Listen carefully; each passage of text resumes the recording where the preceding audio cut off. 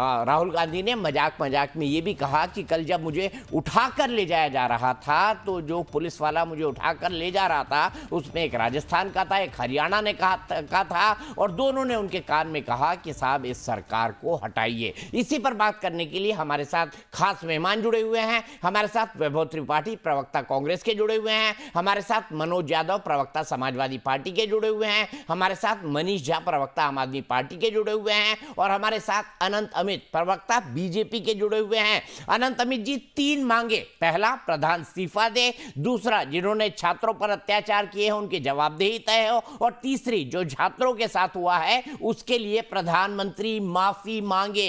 ये तीनों मांगे नॉन निगोशिएबल है। बीजेपी की पहली प्रतिक्रिया राहुल गांधी की इन मांगों पर। देखिए, राहुल गांधी जी ने जिस तरीके से, मैं उनका प्रेस कॉन्फ्रेंस आपके माध्यम से ही देख रहा था और उन्होंने जिन मुद्दों पे बात की, ये बताइए दीपक जी, 110 पुलिसकर्मी भी घायल हैं और 70 बच्चे भी हैं, जिसमें से 10 बच्चे हैं और 60 जो है वो राजनीतिक पार्टी के 40 वर्ष के ऊपर के लोग हैं।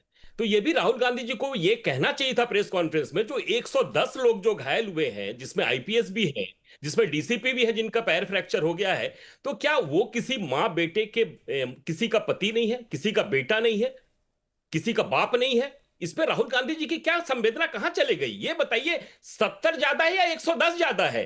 ठीक है, हमारी सरकार की जिम्मेदारी, हमारी सरकारी जिम्मेदारी से भाग नहीं रही है। जो भी हुआ है उसको जांच, चूंकि हाईकोर्ट में भी अब मामला चला गया, हाईकोर्ट ने भी फुटेज मांगे हैं, दूध का दूध पानी का पानी, कोर्ट में हो जाएगा। लेकिन राहुल गांधी जी अभी जब कभी हाइड्रोजन बम की बात करते हैं, अब एक नया बात कर रहे हैं, तो राहुल गांधी जी ने अपनी जिस तरीके से, बताइए दीपक जी, आपने इतने सालों तक पत्रकारिता की है, एक एलओपी, देश का एलओपी संवैधानिक पद पे बैठा हुआ आदमी ये कह रहा है कि मेरे कान में 2 लोगों ने ये कहा।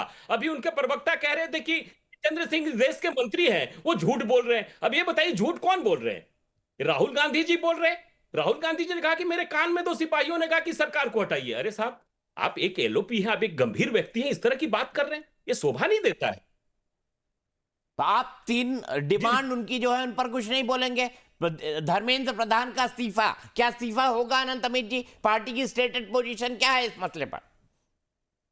देखिए, सरकार बच्चों के साथ कृत संकल्प है और बच्चों के विकास के लिए, बच्चों के लिए जो भी कार्य हो रहा है वो काम करेगी सरकार, और ये सरकार तय करेगी। सरकार का ये दृष्टिकोण होगा। सरकार को अगर लगेगा तो सरकार उस पर निर्णय लेगी, लेकिन किसी के कहने से, इससे पहले भी बहुत सारी चीजें हुई हैं, लेकिन कभी इस तरह का, और जिस तरीके से धर्मेंद्र प्रधान जी ने दोबारा नीट की एग्जाम में, पहली बार इस देश में नीट के एग्जाम में सेना के अधिकारियों को लगाएगा, और जिस तरीके से नीट का सफल एग्जाम कराया गया, तो इसका भी तो साधुवाद देना चाहिए। अरे उस व्यक्ति को यह भी तो कहिए, इसी व्यक्ति ने उज्ज्वला योजना इस देश में लाई, तमाम ऐसे काम किए हैं, उस पर तो आप कोई चर्चा नहीं कर रहे।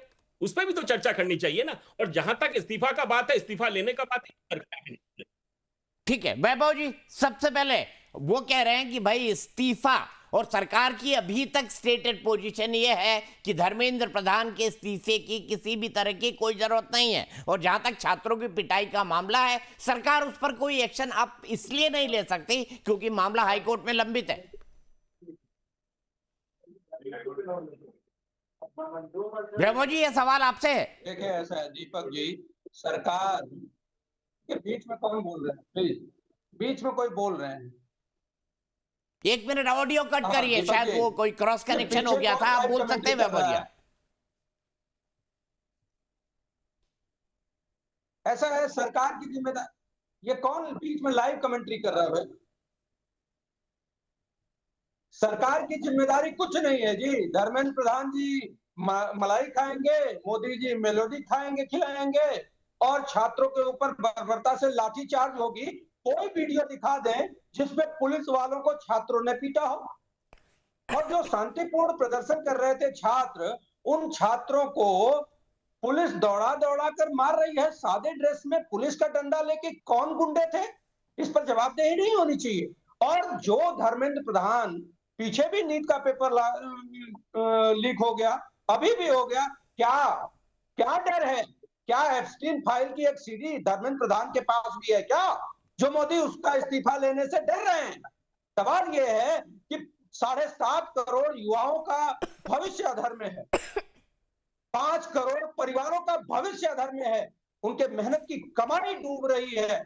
लेकिन बड़ी बेशर्मी के साथ ये सिर्फ बातों को घुमा रहे हैं, अनंत अमित बात को घुमा रहे हैं, अमित शाह घुमा रहे हैं। और जो 3 मांगे राहुल गांधी जी ने रखी हैं वो नॉन नेगोशिएबल हैं। ठीक है। सबसे पहले धर्मेंद्र प्रधान का इस्तीफा होगा। उसके लेट में कंप्लीट दीपक, बीच में आप ठीक है कह के खत्म कर देते हैं। ठीक है। पहले इस्तीफा होगा, फिर चर्चा होगी। और कैसे बेहयाई से ये लोग कहते हैं कि सरकार डिसाइड करेगी कि किस नियम के तहत चर्चा होगी। और राहुल गांधी जी ने ये बात कही है कि कल सदन चलेगा या नहीं, इसकी पहली जिम्मेदारी सरकार की है। और सरकार अगर धर्मेंद्र प्रधान का इस्तीफा लेती है, मांग को मानती है, राज्यसभा में 267 के तहत ही चर्चा होती है, लोकसभा में एडजॉर्नमेंट मोशन लाकर चर्चा की जाती है, तो सदन चलेगा। और मैं आपको एक पुरानी बात बता दूं, सुषमा स्वराज, वाजपेयी, आडवाणी, अरुण जेटली, ये सब ये कहते सुने जा सकते हैं। पुराने वीडियो उठाकर देखिए कि सदन चलाने की नैतिक जिम्मेदारी जो है वो सरकार की है। और सरकार तानाशाह बनकर सदन को, विपक्ष को गाली अब रुक जाइए वैभव जी, आपने सब पॉइंट कह दी। मैं सीधे यहाँ से चलता हूँ। जो आम आदमी पार्टी के प्रवक्ता है मनीष झा, क्या राहुल गांधी की मांगों से आप सहमत हैं? और क्या आप इससे भी सहमत हैं कि राहुल गांधी अभी तक जंतर मंतर नहीं गए हैं? उन्होंने कल, आम आदमी पार्टी ने साफ साफ कहा था कि बीजेपी और कांग्रेस की सेटिंग हो गई है, इसीलिए राहुल गांधी जो है वो पीएम हाउस के बाहर धरना दे रहे हैं। आज भी आप अपने उस बयान पर कायम है कि बीजेपी और कांग्रेस की सेटिंग हो गई है? मनीष झा, संजय सिंह जी ने लिखा, आतिशी ने लिखा। बिल्कुल आप जो बोल रहे हैं वो बिल्कुल 100% की सही बात है, क्योंकि देखिए अगर सेटिंग नहीं है, दोनों एक ही सिक्के के दो पहलू नहीं है, तो ये कैसे मुमकिन हो सकता है कि राहुल गांधी प्रधानमंत्री आवास, जो कि सबसे हाई प्रोफाइल सिक्योरिटी जोन के अंतर्गत आता है, वहां पहुंचते हैं 1 घंटे के अंदर सरकार के नुमाइंदे, दो केंद्रीय मंत्री उनके पास अपने प्रतिनिधि बन के पहुंचते हैं और वो उनसे बात करते हैं। ऐसा कतई नहीं हो सकता। ये सबसे सरकार के इशारे पर हो रहा है, दिग्भ्रमित किया जा रहा है यहाँ पर भारतीय जनता पार्टी। और देखना दिलचस्प होगा कि कांग्रेस जो है एक ही सिक्के के दो पहलू है, फिर से यह साबित हो गया है। ये राहुल गांधी, जो कि आपने देखा था कि संसदीय बोर्ड मीटिंग में, जो कि 20 तारीख से पहले जब मीटिंग होती है विपक्षी पार्टियों का, तो ये उनमें डिस्कशन हुआ था अन्य पार्टियों के द्वारा कि सीजेपी का मामला संसद में उठाया जाएगा मानसून सत्र में। इसे कांग्रेस ने सिरे से नकार दिया गया था। लेकिन जब 20 तारीख का उग्र प्रदर्शन को देखकर राहुल गांधी वहां पहुंचते हैं और अब जो है छात्रों के साथ उनका क्रेडिट लेने की कोशिश हो रही है। यहाँ पर कांग्रेस सिर्फ क्रेडिट चोरी की बात कर रही है, उनको कोई इस्तीफा से मतलब नहीं है, वो सिर्फ ये ड्रामेबाजी कर रही है। और हमारा सीधा से सीधा मांग है कि जो 1 दर्जन से ज्यादा छात्रों ने आत्महत्या किया है, किस कारणवश किया है, 2014 से लेकर अब तक कम से कम दर्जनों बार नीट पेपर लीक हुई है। और कम से कम धर्मेंद्र प्रधान और एनटीए वही एजेंसी है जिनके रहते हुए 150 से ज्यादा पेपर लीक हुआ है। नैतिक जिम्मेदारी लेते हुए धर्मेंद्र प्रधान को इस्तीफा देना पड़ेगा, इससे कम की कोई भी बात बर्दाश्त नहीं की जाएगी। वैभव त्रिपाठी जी, आम आदमी पार्टी साफ साफ कह रही है कि बीजेपी और कांग्रेस की सेटिंग हो गई है, इसीलिए कांग्रेस ने जो है इस मुद्दे को उठाने से मना किया, इसीलिए आपने जो है प्रधानमंत्री के आवास के बाहर धरना दिया। और जैसे ही धरना दिया, कैसे अलाउ हो गया वहां पर धरना, और जैसे ही धरना दिया सरकार के मंत्री आपसे बात करने आ गए। तो ये तो साफ साफ सेटिंग दिखाता है। ये मैं नहीं कह रहा, ये आम आदमी पार्टी के प्रवक्ता कह रहे हैं। देखिए दीपक, बेसिकली कांग्रेस पार्टी ही छात्रों की उस व्यथा को सुनने, समझने और संवाद के लिए छात्रों की गूंज कार्यक्रम शुरू किया। और लाखों छात्रों से कांग्रेस डायरेक्ट कनेक्ट कर रही है। और अरविंद केजरीवाल अपने शीश महल में सिर्फ ट्वीट कर रहे हैं। सवाल यह है कि छात्रों की मांग को लेकर केजरीवाल का रुख, प्लीज मिस्टर झा, आप ये भी बता दीजिए, you complete your words. First of all, address me where was the Yuvraj for the last 25 days. Hindi में मनीष झा जी, अब अंग्रेजी तो मत बोलिए प्लीज। बीच में कूद रहे हैं। मेरा सवाल ये कि 25 दिनों से देश के युवराज कहाँ थे? दीपक, अगर ये बात पूरी कर ले तो मैं बात करूंगा। मनीष जी रुक जाइए, वैभव जी अपनी बात खत्म करिए। वैसे भी आप डिजिटली जुड़े हुए हैं, आवाज दोनों की सुनाई नहीं देगी एक साथ। वैभव त्रिपाठी जी कंक्लूड करिए अपनी बात। मिस्टर झा, आप बोल रहे थे तो मैं नहीं बोल रहा था। और जब मैं भाजपा सरकार की कलई खोलता हूं तो बीच में आप कूद कर उन्हीं की मदद परोक्ष रूप से करते हैं। ये देश की जनता देख रही है, और कांग्रेस के खिलाफ हमलावर होकर आप परोक्ष रूप से भाजपा का ही मदद करते हैं। आप एक आंदोलन बता दीजिए, CJP is not your party, not your organization. तो आप सीजेपी का पक्ष लेके आप जो बात कहना चाहते हैं वो गलत है। सवाल ये है, छात्र उद्वेलित हैं क्योंकि वो व्यथित हैं, दुखी हैं। उनके माँ बाप ने मेहनत की कमाई जो लगाई उनकी पढ़ाई के लिए, इस धर्मेंद्र प्रधान के नकारेपन की वजह से, इस नाकाबिल मंत्री की वजह से 2 बार नीट का पेपर लीक हो गया और 152 लीकेज हुए हैं। लेकिन ये नक्कारा आदमी गैर संवेदनशील है। इस व्यक्ति को किसी के प्रति कोई संवेदना नहीं है। 22 बच्चे मर गए हैं, लेकिन ये व्यक्ति एक शब्द बोलने को राजी नहीं है। लेकिन वैभव जी झा साहब ये भी कह रहे हैं, झा साहब ये भी कह रहे हैं कि अगर कांग्रेस और बीजेपी की सेटिंग नहीं होती तो फिर 7 RCR के एग्जिट गेट के बाहर धरना देने की परमिशन थोड़ी दी जाती, और नहीं जितेंद्र सिंह तुरंत मिलने चले जाते। प्लीज बेसिकली दीपक, अगर ये बात इन्होंने कही है तो इस बात का जवाब तो हमें अनंत अमित दे देंगे कि सांठगांठ हुई है, तो अनंत अमित का जवाब दें, क्योंकि सुरक्षा व्यवस्था सारी व्यवस्था आपके ऊपर आरोप लगा रहे हैं तो आप जवाब देंगे कि अनंत अमित जवाब देंगे? आरोप आपके ऊपर है, इंडी गठबंधन आप चला रहे हैं, जवाब भाजपा से मांग रहे हैं, ये कैसे हो सकता है? ठीक है, मनीष झा जी जवाब दीजिए। वो कह रहे हैं कि अरविंद केजरीवाल, सीजेपी से आपका कोई लेना देना नहीं है। दूसरा वो कह रहे हैं कि अरविंद केजरीवाल सिर्फ ट्वीट कर रहे हैं और कांग्रेस पर हमला करके आप बीजेपी की मदद कर रहे हैं। क्या कहेंगे आप मनीष झा? पहले आपको जवाब सुनना पड़ेगा दीपक, आपको पहले जवाब सुनना पड़ेगा। सवाल ये है कि अनुमति मिल गई है, सांठगांठ का जो आरोप लगा रहे हैं, भाजपा सरकार और एजेंसियां बताएं क्या उन्होंने हमको परमिट किया, क्या उन्होंने हमारे साथ फेवर किया, तो भाजपा इसमें खुद आ जाएगी लपेटे में। अच्छा ठीक है, एक मिनट रुक जाइए भाई, मेरी डिबेट मुझे अपने हिसाब से वैभव त्रिपाठी जी चलाने दीजिए। आपने झा पर आरोप लगाए, पहले झा बोलेंगे फिर अनंत अमित जी। मनीष झा जी बताइए। खेलते हैं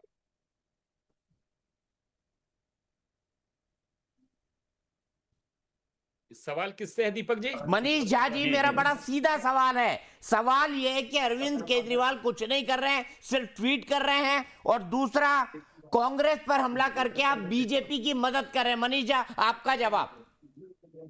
दीपक जी, ये तस्वीर पूरे देश ने देखा, पूरी दुनिया ने देखा कि किस प्रकार से अपने सगे बच्चों की तरफ, किस प्रकार से पार्टी सुप्रीमो, हमारे पार्टी के जो अध्यक्ष हैं, किस प्रकार से वो दिल्ली के मंदिर मार्ग थाना, पार्लियामेंट सिंह थाना जाते हैं और एक एक बच्चे की गुमशुदगी हो, चाहे वो अस्पताल में हो, हर तरीके से उसको मदद की जाती है।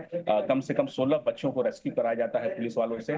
जो पार्टी के हेल्पलाइन नंबर जारी किया गया था उस पर कॉल आता है, बच्चे के पेरेंट्स के कॉल आते हैं, बच्चों के पेरेंट्स आते हैं। और आपने देखा, पूरे देश ने देखा किस प्रकार से मर्माहत होकर जब कोई माँ बाप अपने बच्चों के प्रति सहानुभूति रखता है, परेशान होता है, उसी प्रकार से एक बाप एक अच्छे पिता के नाते, एक उनके मार्गदर्शक के नाते, ताकि बच्चों का जो ये प्रदर्शन है उनको लगे कि उनके साथ कोई खड़ा है, मजबूती से खड़ा है, उनके मांगों को लेकर मजबूती से खड़ा है, पूरा देश उनके साथ खड़ा है, उनको प्रोत्साहित करने के लिए, उनको उत्साहित करने के लिए उनका उत्साह ना बिगड़े।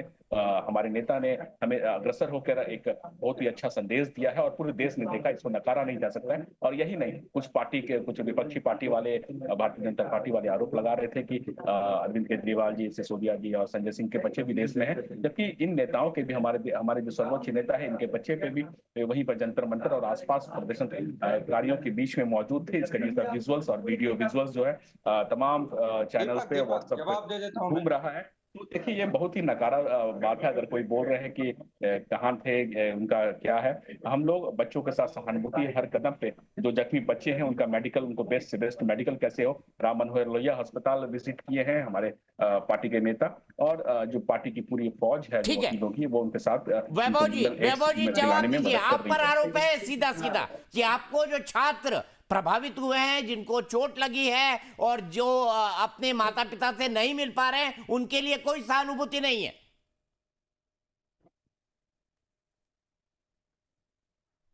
बेसिकली हमारे नेता राहुल गांधी जी उन सभी छात्रों से भी मिलने गए।